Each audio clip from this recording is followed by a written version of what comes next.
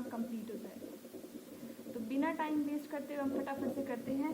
इसमें हम बात करेंगे इंफ्रास्ट्रक्चर। इंफ्रास्ट्रक्चर का बेसिक मतलब क्या होता है, जितनी भी आपको फैसिलिटीज़ मिलती हैं, फॉर एग्जांपल बैंकिंग है, आपकी इंश्योरेंस है, जितना भी आपका बैक सपोर्ट सिस्टम होता है, ठीक है, जो भी आपका बैक सपोर्ट है वो सारा का सारा आपका क्या है, infrastructure. Eva of independence, independence के वक्त पे उसका क्या हाल था, हम उसके बारे में बात करेंगे। तो सबसे पहले हम infrastructure refers to the elements of economic change and social change. Infrastructure का जब हम बनने की बात करते हैं तो हम इकोनॉमिकल चेंज को भी लेकर चलते हैं and as well as social changes को भी लेकर चलते हैं। सबसे पहले बात करते हैं इकोनॉमिकल चेंजेस की, फिर बात करेंगे सोशल चेंजेस की।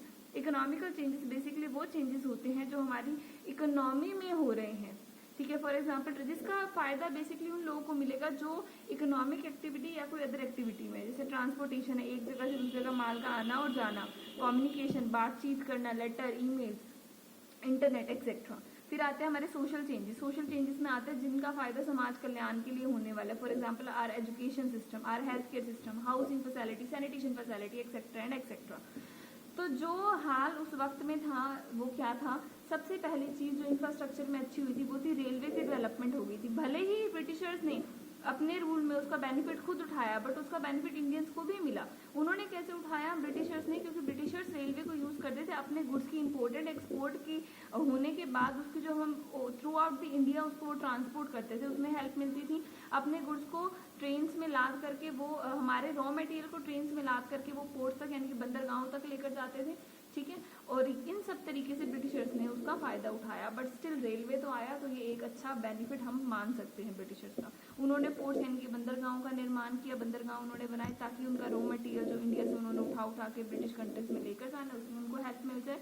नेक्स्ट पोर्ट का और कम्युनिकेशन से उन्होंने क्यों किया, उन्होंने सिर्फ अपना एडमिनिस्ट्रेशन बेनिफिट के लिए कि अपना एडमिनिस्ट्रेशन बेनिफिट हो। उन्होंने जो रिपोर्टिंग का उनका एक बहुत मजबूत तरीका हुआ करता था उनका रिपोर्टिंग का, उसका बहुत ज़्यादा बेनिफिट उन्होंने उठाया। इसके अंदर अपनी बातचीत करना, अपने जो भी उनका एक तरीके से आप लोग कह सकते हैं कि उनका एडमिनिस्ट्रेशन वर्क है उसको उन्होंने मजबूत किया। इससे रोड्स की फैसिलिटीज, रॉ मटेरियल ले जाने के लिए उन्होंने यहाँ पर रोड बनाए, क्योंकि कच्चा था इंडिया का सारा जो रोड की फैसिलिटीज थी अच्छी नहीं थी, कम्युनिकेशन ट्रांसपोर्टेशन में उन्होंने मदद की। तो हमने यहाँ तक इसके बारे में पढ़ा। अब हम नेक्स्ट आ जाते हैं, लास्ट मैंने क्या लिखा हुआ है।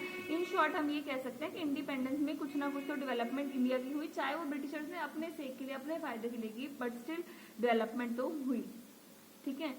हमारी ग्रोथ के लिए उन्होंने नहीं किया था, बट स्टिल कहीं ना कहीं हमारी इकोनॉमी को भी पुश मिला उसकी वजह से। पर उन्होंने जितनी भी चीजें की, चाहे उन्होंने रेलवे चलाई, ठीक है, हाँ, जिसको हम बहुत बड़ा अपना फायदा मान रहे हैं, पर उस रेलवे में उन्होंने क्या किया, जो हमारा रॉ मटेरियल था, कच्चा माल था, जिसको हम क्या भी बोलते हैं जी, प्राइमरी गुड्स भी बोलते हैं, उसको ले जाने के लिए किया रेलवे से। अपने फिनिश गुड्स को, अपने बने हुए माल को पूरे इंडिया के अंदर एक जगह से दूसरी जगह पहुंचाने के लिए किया। अपना नेटवर्क उन्होंने मजबूत करने के लिए किया, बट स्टिल उसका बेनिफिट रेलवे तो आया, एक इंफ्रास्ट्रक्चर तो मजबूत हुआ, उन्होंने रोड्स तो बनवा दिए, पहले तो वो भी नहीं थे।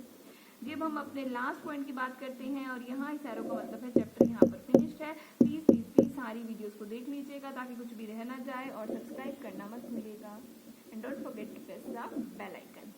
अब देखिए impact of railway in India. Railway का इंडिया पर क्या असर पड़ा, रेलवे आने का इंडिया में क्या हुआ, क्या बदलाव आए। रेलवे ने अब कमर्शियलाइजेशन कर दिया एग्रीकल्चर को, क्योंकि पहले क्या समझे, रेलवे नहीं था तब तक गुड्स बड़े बड़े सड़ जाते थे, तो लोग इतना ज्यादा उगाने में उनको विश्वास नहीं रखते थे, क्योंकि उन्हें पता है कि जब उनके गुड्स सड़ जाने वाले हैं बड़े बड़े, तो उससे अच्छा है कि वो लिमिटेड ही हुआ है। बट जब कमर्शियलाइजेशन में जल्दी से जल्दी गुड्स हमारे जितने भी हमारे एग्रीकल्चर का सामान है एक जगह से दूसरी जगह जाने लग गया, तो उससे कमर्शियलाइजेशन हो गया। उससे पहले क्या था, उसके पहले सब्सिस्टेंस था।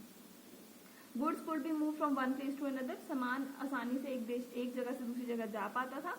तो एग्रीकल्चर को सब्सिस्टेंस से कमर्शियलाइज करने में रेलवे का बहुत बड़ा हाथ है। आगे हम बात करते हैं, रेलवे आ जाने से हमारी मार्केट बड़ी हो गई, जैसे कि मैंने अभी बताया कि गुड्स इंडिया के अंदर तेजी से मूवमेंट होने लग गई थी गुड्स की। कमर्शियलाइजेशन ऑफ एग्रीकल्चर हुआ, जैसे कि अभी पता है सब्सिस्टेंस से किस पे आ गए, कमर्शियलाइजेशन पे। अगर बिल्कुल अच्छे से समझना चाहते हैं कि सब्सिस्टेंस क्या है, कमर्शियलाइजेशन क्या है, एग्रीकल्चर उस वक्त में कैसे था, तो उसके लिए मैंने पहले वीडियोस बना रखी हैं चैनल में, बहुत सीरीज में और सिस्टमेटिकली वीडियोस हैं, तो प्लीज उन्हें चेक कर लीजिएगा। Break the barrier of distance among people, people का बेसिकली मतलब है यहाँ पर हमारे लेबर से, लेबर क्लास इजीली मूवमेंट हो गए और उसके अलावा लोग भी एक दूसरे से ज्यादा कनेक्ट हो गए। Faster movement of perishable good, नाशवान गुड्स होते हैं पेरिशेबल गुड्स जो जल्दी ही खत्म हो जाएंगे, उनकी मूवमेंट भी तेज हो गई। फूड सप्लाई स्मूदर, खाना एक जगह से दूसरी जगह जल्दी से जाने लगा। एंड पीपल को बचा लिया गया फ्रॉम स्टारवेशन, भूखमरी से जो आधा इंडिया मरता था उसको बचा लिया गया। Thanks for watching this video, don't forget to like subscribe and share. और इसके बाद हम अपने chapter number 2 Indian economic development का स्टार्ट करने वाले हैं। ये हमारा जो लेक्चर है वो लेक्चर नंबर था हमारा 8। तो जो हमारा अगला वीडियो आएगा वो नए जो चैप्टर है उसको लेकर होगा, पर लेक्चर की सीरीज में सेम रखूंगी, उसका लेक्चर नंबर 9 ही नेम होगा ताकि आपको ढूंढने में आसानी हो और आपका पूरा सिलेबस आपको जल्दी से मेरे चैनल पर मिल जाए। Thank you.